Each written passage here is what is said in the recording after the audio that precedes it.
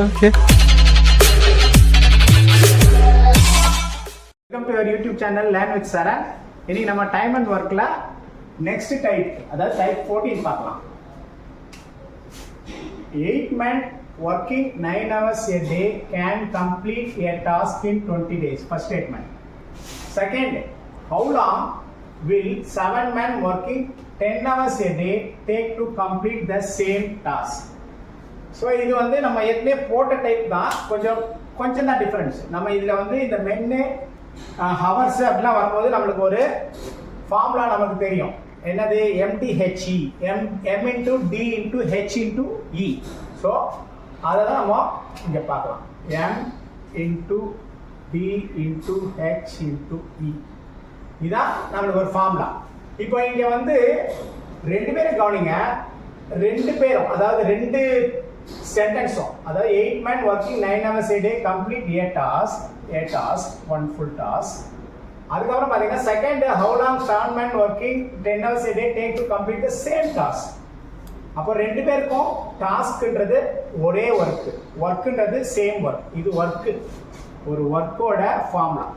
men, number of men, number of days they are working, hours per day, ஒரு நாளைக்கு எவ்வளவு work பண்ணாங்க, அதுக்கப்புறம் இந்த மென்னோட எஃபிஷியன்சி, ஒரு மென்னோட எஃபிஷியன்சி, இதுதான் நம்மளுக்கு. இங்க நம்மளுக்கு வந்து 8 men 9 hours a day 9 hours, ஹவர்ஸ்ல வந்து 9 hours a day can complete a task in 20 days. டேஸ்க்கு நேரா ஆக்சுவலா இது நேரா போட்டோம்னா 20 இங்க போடணும், 9 போடலாம். Same work. இது ஃபர்ஸ்ட் ஸ்டேட்மெண்ட். செகண்ட் ஸ்டேட்மெண்ட்டுக்கு ஹவு லாங்னா எத்தனை டேஸ், எல்லாமே நம்மளுக்கு என்ன கேட்குறாங்க? டேஸ் என்ன கேட்குறாங்க. அப்போ டேஸ் வந்து எவ்வளோ days? 7 men 10 hours take to complete the same task. ஏன் நம்ம இங்க ஈக்குவல் டு போடுறோம் அப்படின்னா, இவங்களுக்கு கொடுத்த ஒர்க்கும் அதே ஒர்க்கு தான், இவங்களுக்கு கொடுத்த ஒர்க்கும் அதே ஒர்க்கு தான் இல்லையா? அதனால ரெண்டு ஒர்க்கும் ஈக்குவல் பண்றோம். ஒர்க்கோட ஃபார்முலா இது. சரி, இங்க வந்து நம்ம வந்து எஃபிஷியன்சி போடலையே அப்படின்னு பாத்தீங்கன்னா, இங்க 8 men 8 ஆட்கள், இங்க 7 men. ஒரு ஆளோட எஃபிஷியன்சி இங்கேயும் அதே தான், இங்கேயும் அதே தான். அப்போ எஃபிஷியன்சி சேமா இருக்கிறதுனால நம்ம எஃபிஷியன்சி அவங்க கொடுக்கல. சப்போஸ் இங்க மென்னு இந்த பக்கம் உமன் அப்படி இருந்தா கண்டிப்பா நம்மளுக்கு எஃபிஷியன்சி மாறும். மென்னோட எஃபிஷியன்சி திறமை, ஒரு நாள் செய்யக்கூடிய வேலை தான் எஃபிஷியன்சி. ஸோ அது வந்து மாறும். அப்போ எஃபிஷியன்சி நம்ம தேவைப்படும், இங்க தேவைப்படாது. ஸோ இதுல இருந்து நம்ம என்ன பண்ணலாம்? இங்க எல்லாமே மல்டிப்ளிகேஷன் இல்லையா? ஸோ இங்க மல்டிப்ளிகேஷன்ல நம்ம 2 times இல்லையா? So question mark equal to 8 into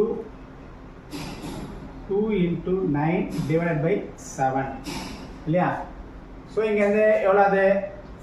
16 into 9 144 equal to 144 by 7. 14ல next sum பார்க்கலாம். First statement, a piece of work which 20 women can complete it in 16 days. Second statement, while 16 men can complete the same work in 15 days. Next statement, find the ratio of the efficiency of the men to a woman. So, மூணு statement கொடுத்துருக்காங்க.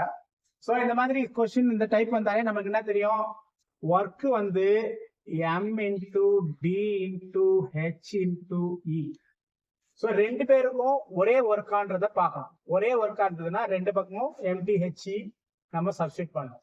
என்ன கேக்குறாங்க? Piece of work. Piece of ஒர்க்னா full work. Find the ratio of the efficiency of the men to women complete the same work. அவங்களுக்கு என்ன work? Same work. ரெண்டு பேரும் ஒரே வேலையை, ஒரே ஈக்குவலான வேலையை தான் செய்யறாங்க. அப்போ ஒர்க் கான்ஸ்டன்ட். அப்போ ரெண்டு பக்கம் ஈக்குவேட் பண்ணலாம். இங்க என்னன்னா, இங்க பாத்தீங்கன்னா உமன், இங்க என்னது? உமன், இங்க மென்.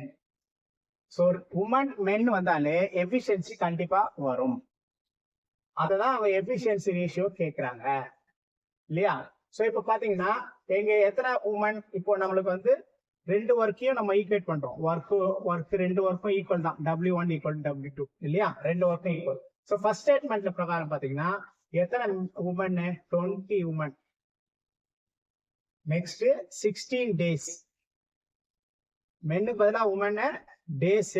ஹவர்ஸ் இருக்கா? ஹவர்ஸ் இல்ல, அப்போ அதை விட்டுடலாம். இப்ப எஃபிஷியன்சி வருமா? வரும். ஏன் வரும்? உமன் மென், அப்போ ரெண்டு பேருக்கு வேற வேற எஃபிஷியன்சி வரும். அப்போ எஃபிஷியன்சி 1. இது ஃபர்ஸ்ட் ஸ்டேட்மெண்டோட முடிஞ்சிச்சு. செகண்ட் ஸ்டேட்மெண்ட்ல 16 மென். இங்க மென்னுக்கு மென் வந்துட்டு 16 men complete the work in 15 days இல்லையா? இது 15 டேஸ். இவங்களோட எஃபிஷியன்சி E1 எல்லாம் இல்ல, அவங்களோட எஃபிஷியன்சி E2. ஓகே, இதான் நம்மளுக்கு ரெண்டு ஒர்க்கும் ஈக்குவேட் பண்ணியாச்சு. இப்போ அவங்க கேட்கறது என்ன கேட்கறாங்கன்னா, efficiency of men to women. Men to women அப்படின்றது முக்கியம் என்னன்னா M/W. அதாவது மென்னோட எஃபிஷியன்சி. மென்னோட எஃபிஷியன்சி நம்ம இங்க என்ன போட்டிருக்கோம்? இதுதான் மென்னோட எஃபிஷியன்சி. நம்ம E2 போட்டுக்கிற மென்னு போட்டுக்கலாம். மென். இது உமன், ஏன்னா ஃபர்ஸ்ட் ஸ்டேட்மெண்ட் உமன் தான் இது. அப்போ மென் டிவைடட் பை உமன் அப்படிதான் நம்மளுக்கு வேணும். இப்போ இந்த ஸ்டேட்மெண்ட்ல நம்ம 16 கட் பண்ணிடலாம். அதுக்கப்புறம் 15 வந்து 5ல 3 டைம்ஸ், 5ல 20 4 டைம்ஸ். இவங்க கேட்கிற இது வந்து என்ன கேட்கறாங்க? மென் டு உமன்னா மென் மேல வரணும். மென், இந்த பக்கம் உமன் வந்ததுன்னா இந்த பக்கம் ஏற்கனவே 4 இருக்கு, அந்த 3 இந்த பக்கத்துல 4/3 நம்ம என்ன எழுதலாம்? 4:3. 4:3 is your answer. Okay, very simple.